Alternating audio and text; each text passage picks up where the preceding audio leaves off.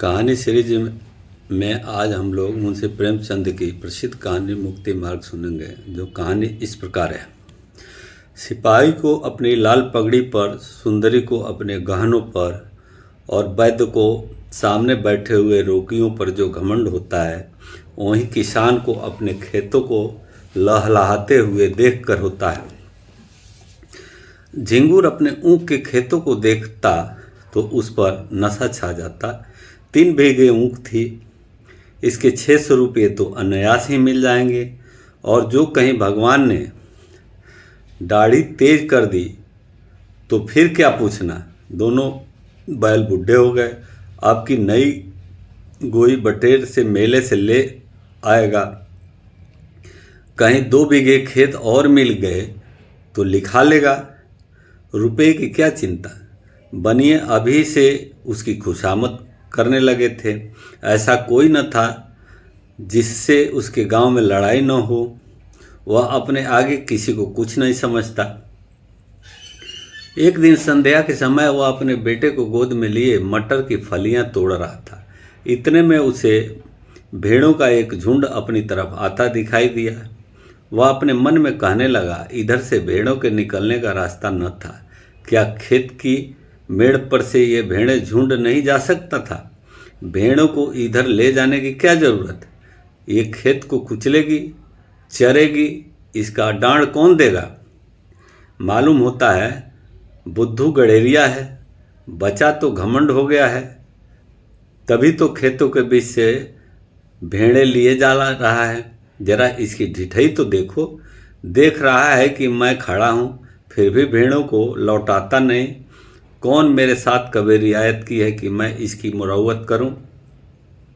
अभी एक भेड़ा मोल लूँगा तो 5 ही रुपये सुनाएगा। सारी दुनिया में 4 रुपये के कंबल बिकते हैं, पर यह 5 रुपये से नीचे की बात नहीं करता। इतने में भेड़ें खेत के पास आ गई। झिंगुर ने ललकार कर कहा, अरे ये भेड़ कहाँ लिए आते हो। बुद्धू नम्र भाव से बोला, महतो डांड पर से निकल जाएगी। घूम कर जाऊंगा तो कोस भर का चक्कर पड़ेगा। झिंगुर, तो तुम्हारा चक्कर बचाने के लिए मैं अपने खेत क्यों कुचलवाऊं। डांड ही पर तो ले जाना है, तो और खेतों के डांड से क्यों नहीं ले गए। क्या मुझे कोई चूहड़ चमार समझ लिया है। यह धन का घमंड हो गया है। लौटाओ इनको।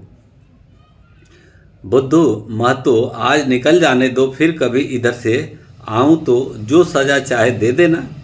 झिंगुर कह दिया कि लौटाओ इन्हें। अगर एक भेड़ भी मेड़ पर आई तो समझ लो तुम्हारी खैर नहीं। बुद्धू, महतो अगर तुम्हारी एक बेल भी किसी भेड़ से के पैरों तले आ जाए तो मुझे बैठा कर 100 गालियां देना। बुद्धू बातें तो बड़ी नम्रता से कर रहा था, किंतु लौटाने में अपनी हेठ ही समझता था। उसने मन में सोचा, इसी तरह जरा जरा धमकियों पर भेड़ों को लौटाने लगा तो फिर मैं भेड़ें चरा चुका। आज लौट जाऊं तो कल को कहीं निकलने का रास्ता भी न मिलेगा। सभी रोब जमाने लगेंगे। बुद्धू भी बूढ़ा आदमी था। 12 कौड़ी भेड़ें थी। इन्हें खेतों में बिठाने के लिए फिर रात 8 आने कौड़ी मजदूरी मिलती थी। इनके उपरांत दूध बेचता था, उनके कंबल बनता था। सोचने लगा, इतने गर्म हो रहे हैं, मेरा कर ही क्या लोगे। कुछ इनका दबैल तो हूँ नहीं। भेड़ों ने जो हरी हरी पत्तियां देखी तो अधीर हो गई, खेतों में घुस पड़ी। बुद्धू ने डंडों से मार मार कर खेत के किनारे हटाता था और वे इधर उधर से निकल कर खेतों में जा पड़ती थी। झिंगुर ने आग होकर कहा, तुम मुझसे हेगड़ी जताते चले हो, तुम्हारी सारी हेगड़ी निकाल दूंगा। बुद्धू, तुम्हें देखकर चौंकती है, तुम हट जाओ तो मैं सबको निकाल ले जाऊं। झिंगुर ने लड़के को तो गोद से उतार दिया और अपना डंडा संभाल कर भेड़ों पर पील पड़ा। धोबी भी इतनी निर्दशा से अपने गधे को न पीटता होगा। किसी भेड़ की टांग टूटी, किसी की कमर टूटी। सबने बे बे का शोर मचाना शुरू किया। बुद्धू चुपचाप खड़ा अपनी सेना का विध्वंस अपनी आंखों से देखता रहा। वह न भेड़ों को हाँकता था, न झिंगुर से कुछ कहता था, बस खड़ा तमाशा देखता रहा। 2 मिनट में झिंगुर ने इस सेना को अपनी अमानुषिक पराक्रम से मार भगाया। मेष दल का संहार करके विजय गर्व से बोला, आप सीधे चले जाओ, फिर इधर से आने का नाम न लेना। बुद्धू ने आहत भेड़ों की ओर देखते हुए कहा, झिंगुर तुमने यह अच्छा काम नहीं किया, पछताओगे। केले को काटना भी इतना आसान नहीं जितना किसान से बदला लेना। उसकी सारी कमाई खेतों में रहती है या खलिहान में। कितने ही दैविक और भौतिक आपदाओं के बाद कहीं अनाज घर में जाता है, और जो कहीं इन आपदाओं के साथ विद्रोह ने भी संधि कर ली तो बेचारा किसान कहीं का नहीं रहता। झिंगुर ने घर आकर दूसरों से इस संग्राम का वृत्तांत कहा तो लोग समझाने लगे, झिंगुर तुमने बड़ा अनर्थ किया, जानकर अनजान बनते हो। बुद्धू को जानते नहीं, कितना झगड़ालू आदमी है। अब भी कुछ नहीं बिगड़ा, जाकर उसे मना लो, नहीं तो तुम्हारे साथ सारे गांव पर आफत आ जाएगी। झिंगुर की समझ में बात आई, पछताने लगा कि मैंने कहाँ से कहाँ उसे रोका। अगर भेड़ें थोड़ा बहुत चर भी जाती तो कौन से उजड़ा जाता था। वास्तव में हम किसानों का कल्याण दबे रहने में ही है। ईश्वर को भी हमारा सिर उठाकर चलना अच्छा नहीं लगता। जी तो बुद्धू के घर जाने को न चाहता, किंतु दूसरों के आग्रह में मजबूर होकर चला। अगहन का महीना था, कुहरा पड़ रहा था, चारों ओर अंधकार छाया हुआ था। गांव से बाहर निकला ही था कि सहसा अपने ऊख के खेतों की ओर अग्नि की ज्वाला देखकर चौंक पड़ा। छाती धड़कने लगी, खेत में आग लगी हुई थी। बेतहाशा दौड़ा। माना जाता था कि मेरे खेत में न हो, पर ज्यों-ज्यों समीप पहुंचा यह आशा में भ्रम शांत हो जाता था। वह अनर्थ हो ही गया जिसके निवारण के लिए वह घर से चला था। हत्यारे ने आग लगा ही दी और अच्छे और पीछे सारे गांव को चौपट कर दिया। उसे ऐसा जान पड़ता कि वह खेत आज बहुत समीप आ गया है, मानो बीच के परती खेतों का अस्तित्व ही नहीं रहा। अंत में जब वह खेत पर पहुंचा तो आग प्रचंड रूप धारण कर चुकी थी। झिंगुर ने हाय हाय मचाना शुरू किया। गांव के लोग दौड़ पड़े और खेतों से अरहर के पौधे उखाड़कर आग को पीटने लगे। अग्नि मानव संग्राम का भीषण दृश्य उपस्थित हो गया। एक पहर तक हाहाकार मचा रहा। कभी एक प्रबल होता था, कभी दूसरा। अग्नि पक्ष के योद्धा मर मर करके जी उठते और द्विगुण शक्ति से रणोन्मत्त होकर शस्त्रग्र प्रहार करने लगते। मानव पक्ष में जिस योद्धा की कीर्ति सबसे उज्जवल थी वह बुद्धू था।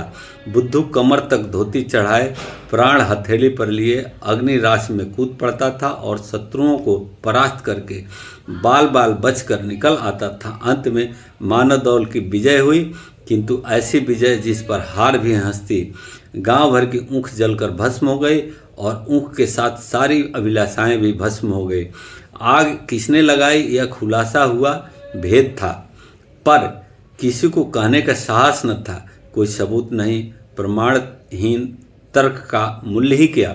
झिंगुर को घर से निकलना मुश्किल हो गया। जिधर जाता ताने सुनने पड़ते। लोग प्रत्यक्ष कहते, यह आग तुमने लगवाई, तुम्ही ने हमारा सर्वनाश किया, तुम ही मारे घमंड के धरती पर पैर न रखते थे, आप गए, हमारे साथ गांव भर को डुबो दिया। बुद्धू को न छेड़ते तो आज क्यों यह दिन देखना पड़ता। झिंगुर को अपनी बर्बादी का इतना दुख न था जितना उन जली कटी बातों का। दिन भर घर में बैठा रहता। पूस का महीना आया, जहाँ सारी रात कोल्हू चला करते थे। गुड़ की सुगंध उड़ती रहती थी, भट्टियाँ जलती रहती थी और लोग भट्टियों के सामने बैठे हुक्का पिया करते थे। वहाँ सन्नाटा छाया हुआ था। ठंड के मारे लोग सांझ में ही किवाड़े बंद करके पड़े रहते और झिंगुर को कोसते। माघ और भी कष्टदायक था। ऊख केवल धनदाता ही नहीं, किसानों का जीवन दाता भी है। उसी के सहारे किसानों का जाड़ा कटता है। गर्म रस पीते हैं, ऊख की पत्तियां तापते हैं, उनके अगोड़े पशुओं को खिलाते हैं। गांव के सारे कुत्ते जो रात को भट्टियों के राख में सोया करते थे ठंड से मर गए।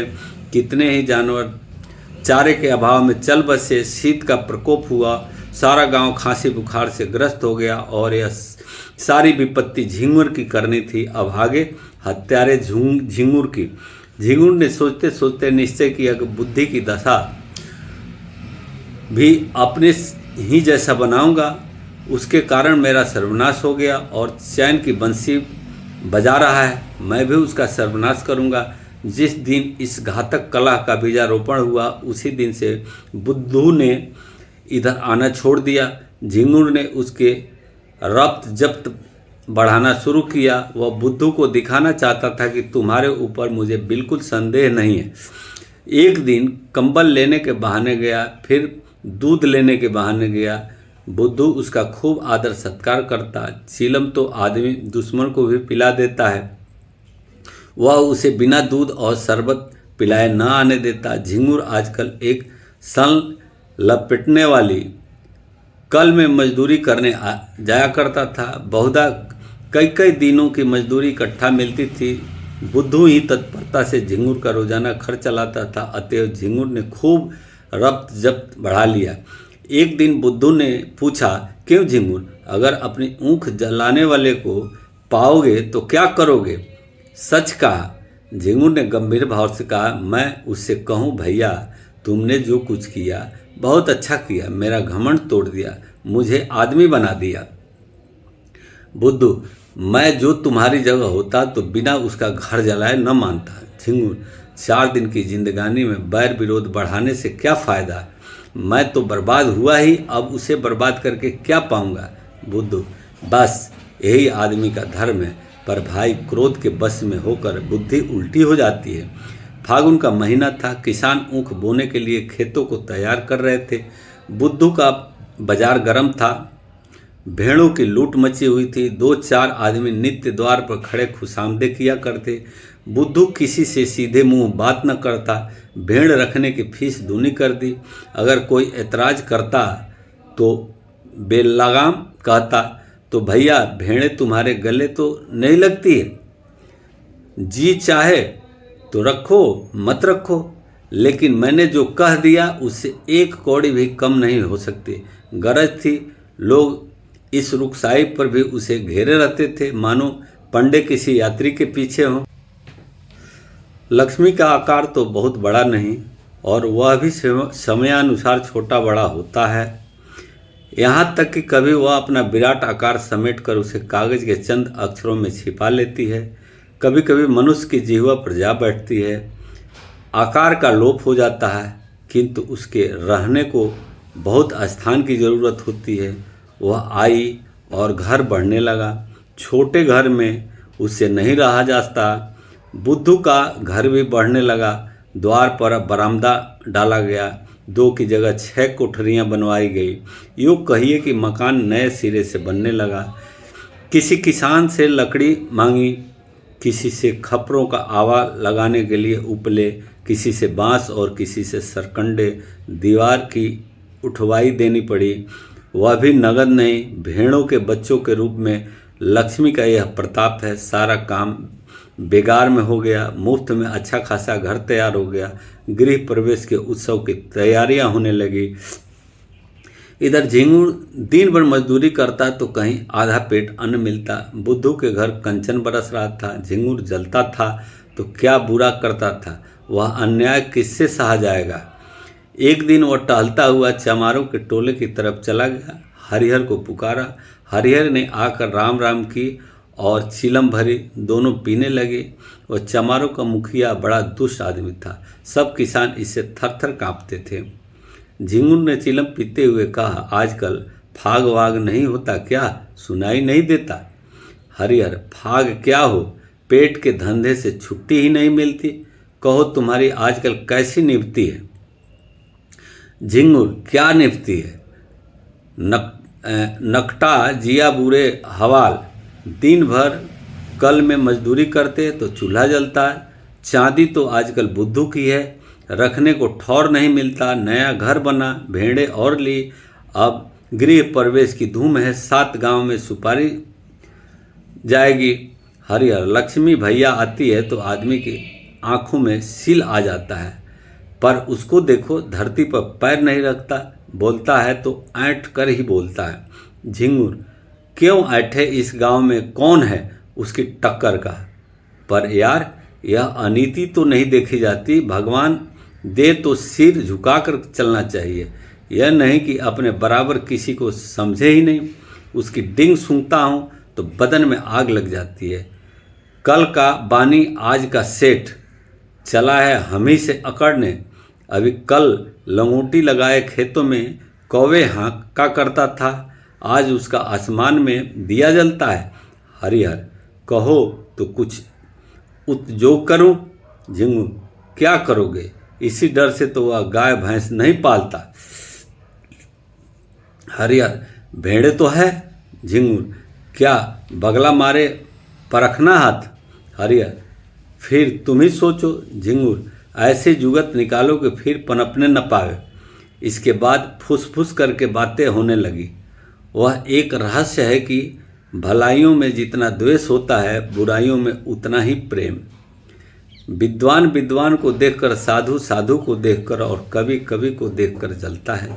एक दूसरे की सूरत नहीं देखना चाहता, पर जुआरी जुआरी को देखकर, शराबी शराबी को देखकर, चोर चोर को देखकर सहानुभूति दिखाता है, सहायता करता है।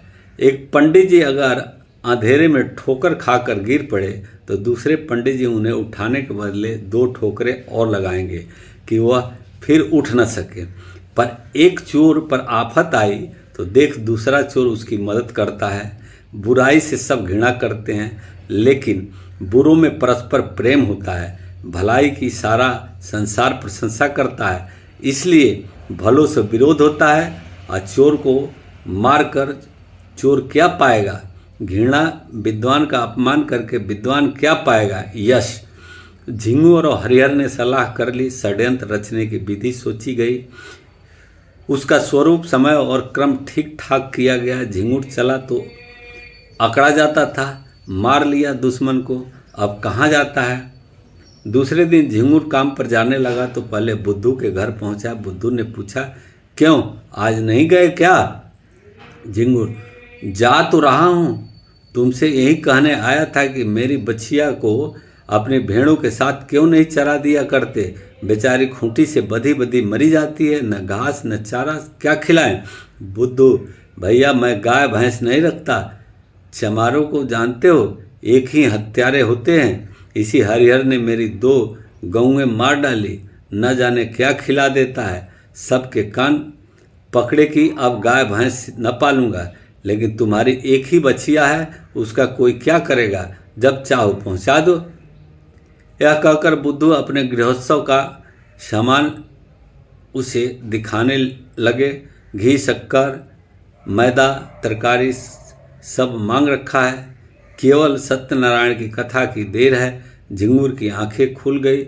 ऐसी तैयारी न उसने स्वयं कभी की थी और न कभी देखी थी।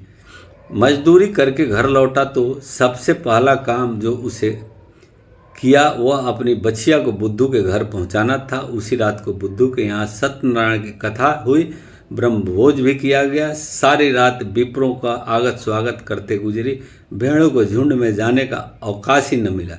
प्रातःकाल भोजन करके उठा ही था, क्योंकि रात का भोजन सवेरे मिला, कि एक आदमी ने आकर खबर दी, बुद्धू तुम यहाँ बैठे हो, उधर भेड़ों में बछिया मरी पड़ी है।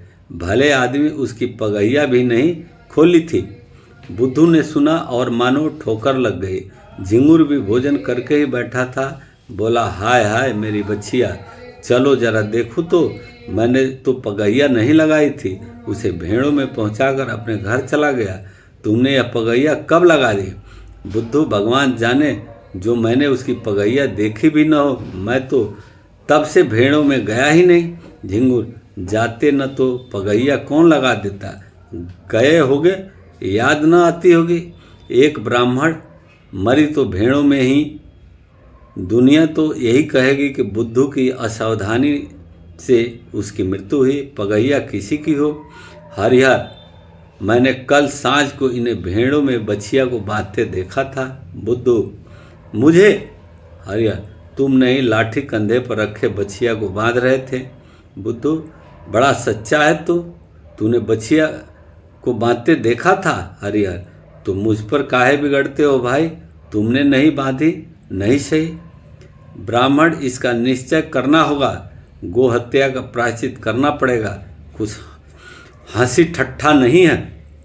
झिंगुर, महाराज कुछ जानबूझकर तो बांधी नहीं। ब्राह्मण, इससे क्या होता है? हत्या इसी तरह लगती है, कोई गऊ को मारने नहीं जाता है। झिंगुर, हाँ, गऊओं को खोलना बांधना है तो जोखिम का काम। ब्राह्मण, शास्त्रों में ऐसा महापाप कहा गया है, गऊ की हत्या ब्राह्मण की हत्या से कम नहीं है। झिंगुर, हाँ, फिर गऊ तो ठहरी ही, इसी से न इसका मान होता, जो माता सो गऊ। लेकिन महाराज चूक हो गई, कुछ ऐसा कीजिए कि थोड़े में बेचारा निपट जाए। बुद्धू खड़ा खड़ा सुन रहा था। अनायास मेरे सिर पर हत्या मढ़ी जा रही है। झिंगुर की कूटनीति भी समझ रहा था। मैं लाख कहूँ मैंने बछिया नहीं बांधी, मानेगा कौन? लोग यही कहेंगे कि प्रायश्चित से बचने के लिए ऐसा कह रहा है। ब्राह्मण देवता का भी उसका प्रायश्चित कराने में कल्याण होता था। भला ऐसे अवसर पर कब चूकने वाले थे? फल यह हुआ कि बुद्धू को हत्या लग गई और ब्राह्मण भी उसे जले हुए थे। कसर निकालने की घात मिली। 3 मास की भिक्षा दंड दिया, फिर 7 तीर्थ स्थानों की यात्रा, उस पर 500 विप्रों का भोजन और 5 गऊओं का दान। बुद्धू ने सुना तो बधिया बैठ गई और रोने लगा, तो दंड घटाकर 2 मास कर दिया गया। इसके सिवा कोई रियायत नहीं दी गई, न कहीं अपील न कहीं फरियाद। बेचारे को यह दंड स्वीकार करना पड़ा। बुद्धू ने भेड़ें ईश्वर को सौंपी। लड़के छोटे थे, स्त्री अकेली, क्या क्या करती। गरीब जाकर द्वारों पर खड़ा होता और मुंह छिपाए हुए कहता, गाय की बाछी दिया बनवास। भिक्षा तो मिल जाती, किंतु भिक्षा के साथ 2-4 कठोर अपमानजनक शब्द भी सुनने पड़ते। दिन को जो कुछ पाता वहीं शाम को किसी पेड़ के नीचे बनाकर खा लेता और वहीं पड़ा रहता। कष्ट की तो उसे परवाह न थी। भेड़ों के साथ दिन भर चलता ही रहता था, पेड़ के नीचे सोता ही था। भोजन भी इससे कुछ अच्छा मिलता था, पर लज्जा थी भिक्षा मांगने की, विशेष करके जब कोई कर्कश या व्यंग कर देती थी कि रोटी कमाने का अच्छा ढंग निकाला है, तो उसे हार्दिक वेदना होती थी, पर करे क्या। 2 महीने के बाद वह घर लौटा। बाल बढ़े हुए थे, दुर्बल इतना मानो 60 वर्ष का बूढ़ा हो। तीर्थ यात्रा के लिए रुपयों का प्रबंध करना था। गडेरियों को कौन महाजन कर दे, भेड़ों का भरोसा था। क्या कभी रोग फैलता है तो रात भर में दल का दल साफ हो जाता है। उस पर जेठ का महीना, जब भेड़ों में कोई आमदनी होने की आशा नहीं, एक तेली राजी भी हुआ।